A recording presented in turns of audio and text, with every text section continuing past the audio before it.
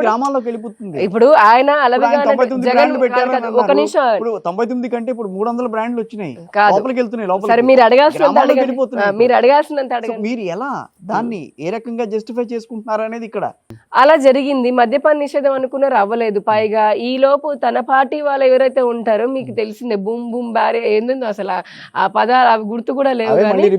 President ఏంటది, president rule అని something నాకు తెలియదు. అవన్నీ కలిపి ఇక్కడ విషయం ఏంటంటే, ప్రభుత్వానికి ఆదాయము కోసమని ప్రజల చావును కోరుకొని దాన్ని కంట్రోల్ చేయకపోవడం అనేది అత్యంత ప్రమాదం. జగన్మోహన్ రెడ్డి గారి హయాంలో ఆయన చెప్పినటువంటి మద్యపాన నిషేధం, ఆయన చెప్పింది, నేను చెప్పాల, ఆయన చెప్పింది చేయలేకపోయాడు. ఒకటి పాయింట్ నెంబర్ 1. ఆ కల్తీ మద్యం రావడం వల్ల కొన్ని వేలాది మంది ప్రాణాలు కోల్పోయారు, కొన్ని కుటుంబాలు రోడ్డును పడ్డాయి. అది అత్యంత అధర్మం, అది పాపంతో కూడినటువంటిది. అందుకనే ఆడబిడ్డలు ఎవరైతే నిజంగా చెప్పాలంటే పుస్తలు తెగినటువంటి ఆడబిడ్డలు పెట్టిన శాపం ఎంతో మంది వీడియోల ముందు చెప్పారు కూడా మీడియాలోకి వచ్చి. మేము వాళ్ళు పెట్టిన శాపనార్థాలు అవన్నీ నాకు తెలిసి జగన్మోహన్ రెడ్డి గారికి తగలడం కూడా కారణం ఒకటి అనుకుంటున్నా. ఇకపోతే ఇప్పుడున్నటువంటి ప్రభుత్వం, మా కూటమి ప్రభుత్వము, ఆ ఉన్న వ్యవస్థల్లోంచి ముందు టెండరింగ్ ప్రాసెస్ అనేది మొన్న చూసారు. అంతకుముందు ఆ టెండర్ ప్రభుత్వమే చేయాలనుకున్నారు, వాళ్ళ అనునాయాలకే ఇచ్చుకున్నారు. అవంతా బాగోదాలు ఉన్నాయి. దాంట్లో దగ్గర 60-70 వేల కోట్ల పైగా అసలు ఎంత అవినీతి జరిగిందో అందరికీ తెలిసిందే. ఇప్పుడున్నటువంటి కూటమి ప్రభుత్వం టెండరింగ్ ప్రాసెస్ ని చాలా స్ట్రీమ్ లైన్ చేసి చాలా పకడ్బందీగా చేసింది. రెండోది, ఆ చీప్ లిక్కర్ అంటే కొన్ని స్టాండర్డ్స్ ఉంటాయి కదా, ఎనీ ఇండస్ట్రీ సమ్ స్టాండర్డ్స్ ఉంటాయి కదా. ఈ లిక్కర్ సంబంధించి ఏం స్టాండర్డ్స్ నాకైతే అంత టెక్నికల్ గా తెలియదు వాస్తవంగా. కానీ ఆ మరీ చీప్ లిక్కర్ లాగా ప్రజల ప్రాణాలు తీయకుండా ఇంతకు ముందు ఉన్నటువంటి బ్రాండ్లో మరి ఇప్పుడున్నటువంటి బ్రాండ్లో అంతవరకు స్ట్రీమ్ లైన్ చేయగలిగింది. అండ్ స్టిల్ ఇంకా కూడా మేము వచ్చే 8 నెలలు కాబట్టి ఈ అంశం పైన రాష్ట్ర ప్రభుత్వం ఆలోచిస్తోంది, ఇప్పటికీ కూడా ఆలోచిస్తోంది. ఏ విధంగా స్లోగా మనం దీన్ని ఇంకా స్ట్రీమ్ లైన్ చేయాలి అన్న దానిపైన ప్రభుత్వం ఖచ్చితంగా అంటే ఆలోచన జరుగుతుంది. మేబీ అతి త్వరలో అమలు కూడా చేస్తారేమో వాళ్ళ ఆలోచన అని చెప్పి అనుకున్నారండి.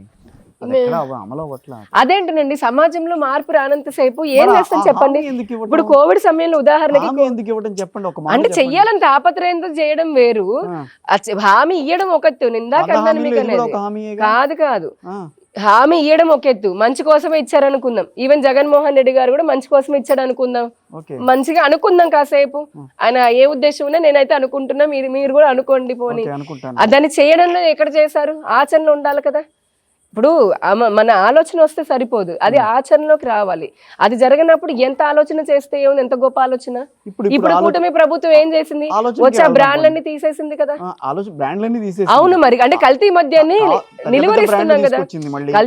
నిలువరిస్తున్నాం కదా, పెద్ద బ్రాండ్ తీసుకొచ్చింది కదా. అది సెకండ్ ఫేజ్. అంటే మళ్ళీ ఎట్ ద సేమ్ టైం మద్యపానానికి సంబంధించి, మద్యపాన నిషేధానికి సంబంధించి లేదు బెల్ట్ షాపుల్లో కూడా గ్రామాల్లో మేము పెట్టాం, వాటికి కూడా వెళ్ళండి, అక్కడైనా తీసుకోవచ్చు. అవన్నీ చెప్పారండి చంద్రబాబు నాయుడు గారు. ఎవరు చెప్పారు మరి, చెప్పకపోతే ఆయన చెప్పకుండా ఏదైనా అనుకున్నా మీడియాలో వస్తే బోల్డ్ అనుకున్నారు. వీడియో వస్తాయండి. ఇప్పుడు మీ జగన్ గారికి నచ్చినటువంటి ఎవరైనా సింపథైజర్ దగ్గరికి వెళ్ళి నీవు 2 మాటలు చెప్పండి చెప్తారు, నా అభిమానుల దగ్గరికి వెళ్ళి యామిని గారి గురించి చెప్పండి మంచిగా చెప్తారు. ఇప్పుడు మీడియాలో వచ్చేది కొంతవరకు వాస్తవం ఉండొచ్చు, మనం బాధితుల గురించి చేస్తామన్న మాట మాట్లాడడం అనేది ఆంధ్రప్రదేశ్ రాజకీయాల్లో రాజకీయ నేతలకు అలవాటు అయిపోయింది. దాన్ని అమలు చేయాలంటే బీజేపీ అనుకుంటోంది. సాధ్యం కాదని బీజేపీ అన్నట్ల, కానీ దానికి ఒక పటిష్టమైనటువంటి ప్రణాళిక కావాలి. ఆ ప్రణాళిక ఆలోచన రూపదాల్చడంలో మేము మా కూటమి ప్రభుత్వం ప్రయత్నం చేస్తుంది. మద్య నిషేధం ఉందా? లేదండి, లేదు. ఎందుకంటే ఇందాక మీరు మేనిఫెస్టో గురించి లేదు మద్యం ఏరులై పారడం అని కాదు, ఇదేమో నేను చెప్తాను ఏంటో అసలు కాదు ఒక ఆలోచన ఎలా పడి. దురదృష్టం ఏంటంటే తెలుగు రాష్ట్రాల్లో మా భారతీయ జనతా పార్టీ పరిస్థితి ఎలా అంటే, ఇక్కడ పిల్లాడికి జలుబు చేసినా తుమ్ము వచ్చినా మోదీ గారు బీజేపీనే కారణం అంటారు. ఇదేమంటే మరి మా కర్మ. అసలైనటువంటి అంటే చేసిన వాళ్ళని వదిలేసి మా మీద పడతారు. సరే పడనియండి, ఆ రకంగా మాకు కొంచెం మా పార్టీ ప్రజల్లోకి వెళ్తోంది అనుకోవడం తప్పే. కాసేపు మనం అంశాన్ని పక్కన పెడితే కూటమి ప్రభుత్వం దీనికి సంబంధించి చాలా కార్యాచరణ చేస్తూనే ఉంది.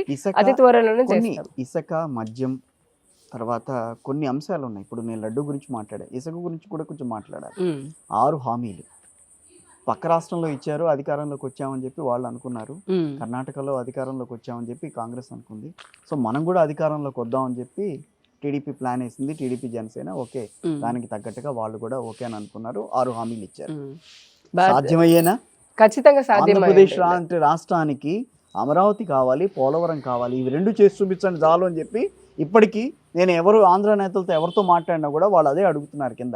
ఏ ప్రాంతీయ పార్టీనైనా తీసుకోండి, దాదాపుగా చాలా మటుకు కుల ఆధారితంగానే హామీలు ఇస్తారు.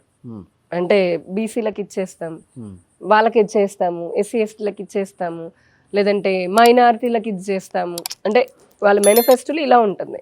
మీరు ఎప్పుడైనా భారతీయ జనతా పార్టీ మేనిఫెస్టో తీస్తే, నేను ఇందాకే చెప్పా, కులానికి మతానికి అతీతంగా ఉంటుంది. మేమేం చెప్తాము, ఈ దేశానికి ప్రాముఖ్యత కలిగినటువంటి అత్యంత ఇంపార్టెంట్ 4 పిల్లర్స్. ఒకటి మహిళా శక్తి. ఆమె ఏ కులానికి సంబంధించిందని, ఏ మతానికి సంబంధించిన మహిళా శక్తి, మహిళ, యువత, ఆ తర్వాత రైతు, శ్రామికులు, అంటే మిగతా వర్క్ ఫోర్స్ అయితే ఉందో వీరిని అన్ని విధాలుగా కూడా అభివృద్ధి చేయడం అనేది మా మేనిఫెస్టో ఉంటుంది.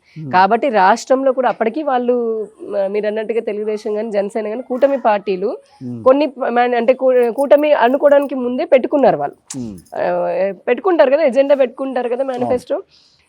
వాటిల్లో కొన్నిట్లో కేంద్ర ప్రభుత్వం నుంచి మేము చేయగలిగిన సహకారం అంటే సంక్షేమ పథకాలకు కానివ్వండి, ఇప్పుడు ఆవాస యోజన ఉంది, ఇల్లు కట్టించడంలో, లేదా ఆహారం భద్రత అందించడంలో, హెల్త్కి సంబంధించినవి, ఇలా సంక్షేమానికి కానీ అభివృద్ధికి సంబంధించినవి కానీ వాటిలో భారతీయ జనతా పార్టీ కూడా కూడుతుంది అనేది మేనిఫెస్టోలో పెట్టుకుంది.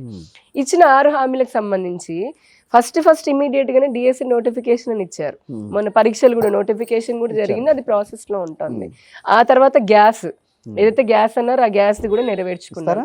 ఇచ్చాం కదా, ఇస్తున్నాం కదా, ఆంధ్రలో ఇస్తున్నాం. గ్యాస్ తీసుకున్నారు కదా, ఎన్ని వచ్చాయండి?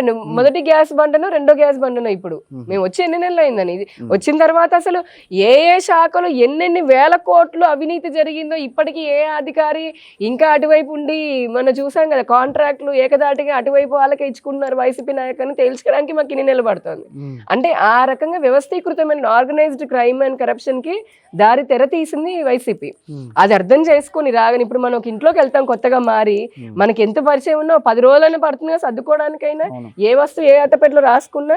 మరి అలాంటిది రాష్ట్రాన్ని ఇన్ని లక్షల కోట్లు అప్పుల పాలు చేసి ఇంత దౌర్భాగ్యంగా పాలన చేసిన తర్వాత దాన్ని అర్థం చేసుకోవడానికి టైం పట్టింది. ఇప్పుడు అర్థం చేసుకున్నాం, అయిపోయింది. ఈ లోపు వరదలు వచ్చాయి, కాస్త అటు ఇటుగా అవి జరిగింది, అవి కూడా తట్టుకొని ఇమ్మీడియట్గా ఒక పక్క అమరావతి అని చెప్పని స్టార్ట్ చేశాము.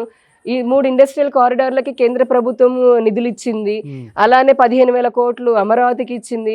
అమరావతి మెట్రో రైలు కోసం అని 2,900 కోట్లు ఇచ్చింది. ఆ తర్వాత విశాఖ జోన్ మొన్ననే నరేంద్ర మోదీ గారు వెళ్ళారు, అది కూడా మొత్తం బిల్డింగ్లు శంకుస్థాపన జరిగే బిల్డింగ్లే.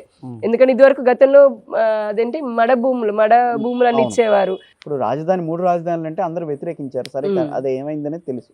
కర్నూలులో న్యాయ రాజధాని అని అంటే అది కాదని అన్నారు. ఈ రోజున బెంచ్ పెట్టారు, అక్కడ బెంచ్ పెడతానని అన్నారు. అది మీరు ఓకే అన్నారా దానికి?